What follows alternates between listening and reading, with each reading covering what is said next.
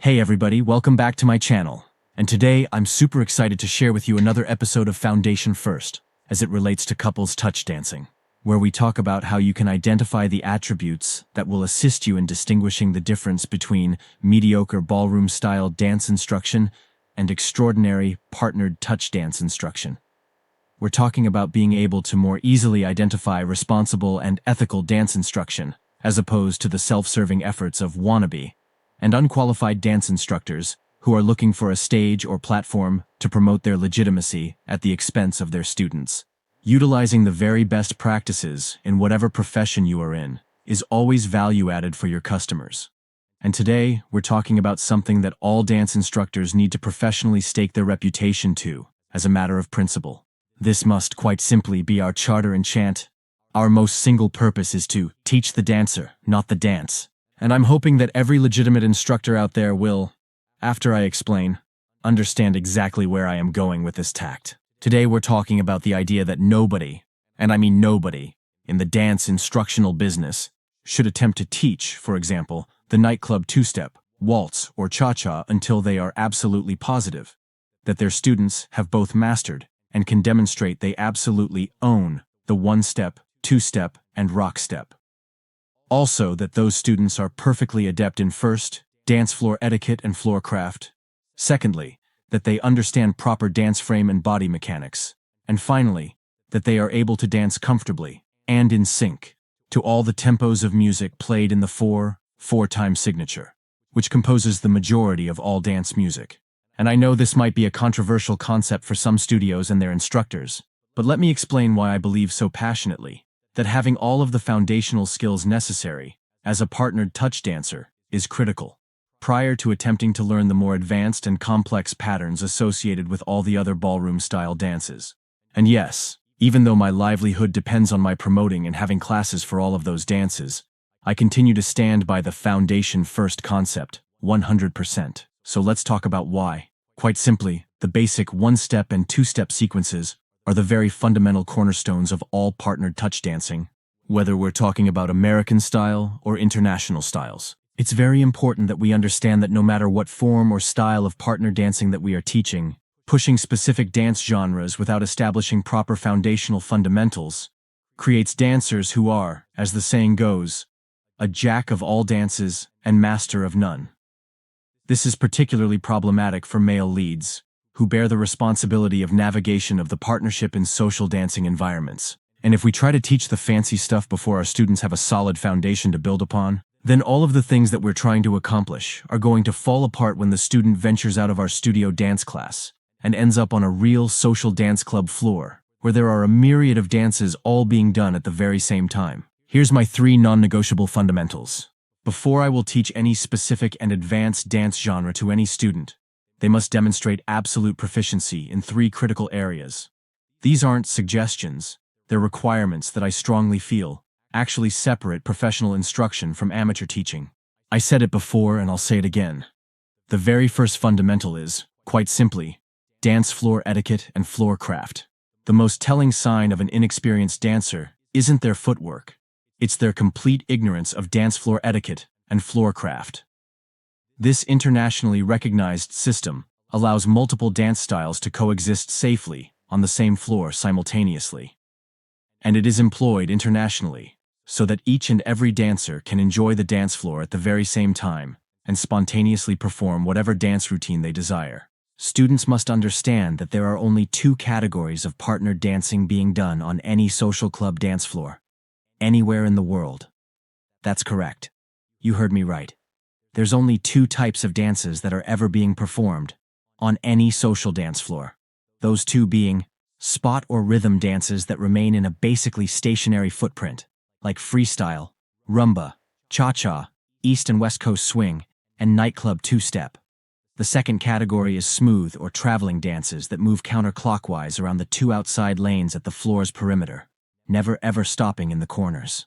Some of those being the waltz, foxtrot, two-step, and polka. The outer edge of any dance floor is for traveling dances, while the lane just inside that accommodates slower progressive or smooth dancers doing the shuffle, shottisha, cowboy cha-cha that occasionally back up in the line of dance. The middle of the dance floor is owned by the spot dancers. They will be doing dances like freestyle, rumba, cha-cha, East and West Coast swing, and nightclub two-step. With all this going on, students must totally understand and demonstrate the rules of the road concept before they're truly qualified to participate in social club-partnered touch dancing. Without this knowledge, they become the careless drivers who don't understand the intended dance traffic patterns, backing up or stopping in the fast lane, interfering with other couples, and creating a rash of uncomfortable situations. The second fundamental is knowledge of the proper dance frame and body mechanics. Partnered touch dancing requires specific physical principles that cannot be improvised or approximated. Students must be able to demonstrate proper frame and understand the structured connection between partners that allows for clear communication for ease of navigation. This includes understanding weight distribution, maintaining an appropriate and balanced frame without being too tense, creating stable and uniform connection points, and developing the spatial awareness necessary for leading and following. These mechanics form the foundation upon which all partnered touch dancing is built. A student attempting to learn a waltz, cha-cha, or nightclub two-step without having a proper frame is like someone trying to drive a car with a pool noodle for a steering wheel. They might move about the dance floor, but they have no real control over where they're going or how they'll get there together. Remember, the visual a couple wants to portray when dancing together is to appear that they are moving together smoothly, as one entity. And the third fundamental of partnered touch dancing is musical understanding, or what they call musicality, which means being able to step in exact time with the music being played. Here's where we separate those who truly appear to be experienced dancers from people who simply move spontaneously to music. Students must fully grasp and be able to demonstrate that they understand the 4/4 signature that governs the majority of dance music, and they must be able to maintain perfect timing to both slow and fast tempo songs. This means learning and owning, first and foremost, one-step basics, also the two-step basics, including a simple rock step. These aren't preliminary exercises, they're the foundational building blocks of all partnered touch dancing. If a student cannot confidently execute a one-step and two-step while maintaining proper timing and frame, they have no business being pushed into taking classes involving more complex patterns. You may have heard of the castle walk, which launched the dance craze of the early 1900s precisely because it was simple, accessible for making beginners quickly proficient, and built on one-step fundamental principles.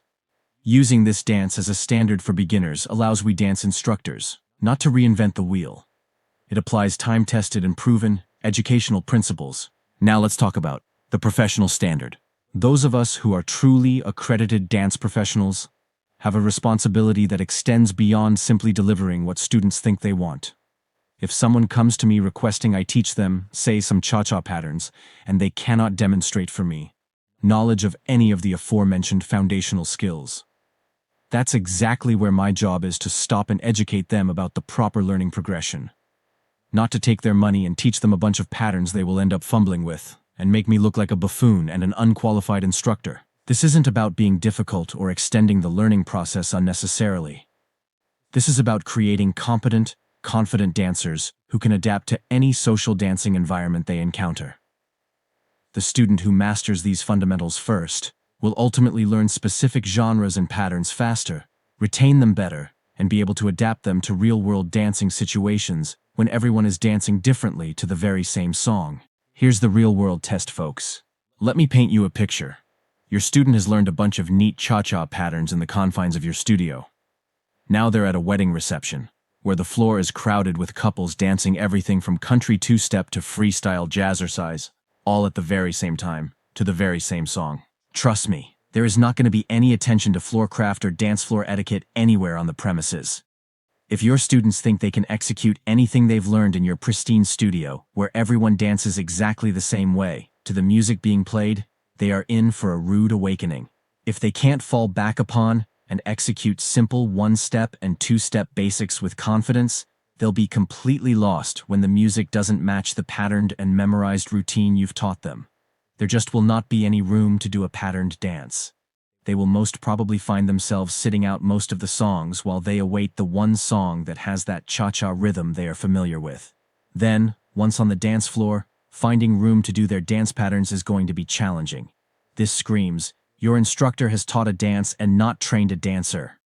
Ouch! This is the real-world test that reveals whether we've created dancers or pattern memorizers. Are they jacks of many dances and masters of none? Again, we must ever strive to teach the dancer, not the dance. So this is quite simply my professional commitment, and I challenge every accredited instructor listening to make the same pledge. I will not teach specific dance genres and advanced lessons until my students demonstrate mastery of the core foundational fundamentals.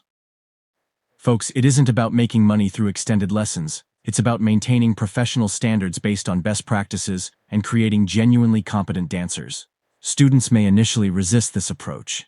Yes, they want to learn the flashy stuff immediately to impress their friends, with but a couple of simple patterns, and they will gladly pay handsomely to do just that. But our job is to provide them with education that serves their long-term dancing success, not just their immediate gratification. When we shortcut those foundational fundamentals, we create dancers who look lost. You've seen them. They have that perplexed, deer-in-the-headlights look when away from dance studio and on an actual social club dance floor. These folks, I guarantee you, will eventually tend to avoid social dancing because they look, feel, and are actually unprepared. Then, they will tend to ultimately abandon dancing altogether because they never developed the confidence or received any accolades from their peers that boosted their confidence, which comes from demonstrating solid foundational skills, and thus, they ever appeared to be no more than novices. The choice is clear. We can either be instructors who give students what they think they want in the moment, or we can be professionals who give them what they actually need for lifelong dancing success. My foundation first concept isn't just a teaching philosophy.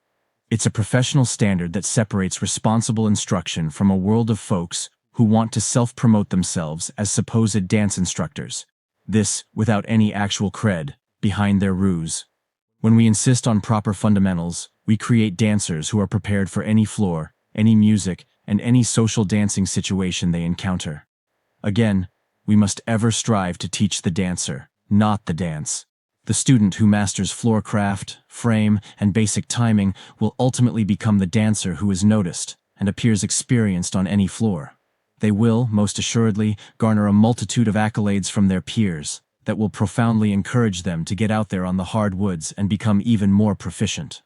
On the other hand, those impatient students who jump to trying to learn patterns without grounding in the fundamentals will remain forever the standout and obvious novice beginner. No matter how many choreographed routines they memorize, they'll forever be just jacks of all dances and masters of none. As professionals, we have the knowledge and responsibility to make this distinction clear. Our students' long-term success depends on our commitment to proper educational progression. Our studio has made a quarterly commitment to offering workshops on Back to Basics, the fundamentals of partnered touch dancing classes. We are doing this on a quarterly basis. Even our most experienced dancers are singing the praises of being able to revisit their foundational skills and retune. And, needless to say, those folks new to touch dancing are really reaping some industrial strength benefits, and it shows almost immediately in their dancing acumen when they are out and about. That's it, folks. Thanks for listening, and remember, never ever miss the chance to dance, because life is always better when you dance. Hope to see you out dancing sometime soon. Thank you, folks, for watching.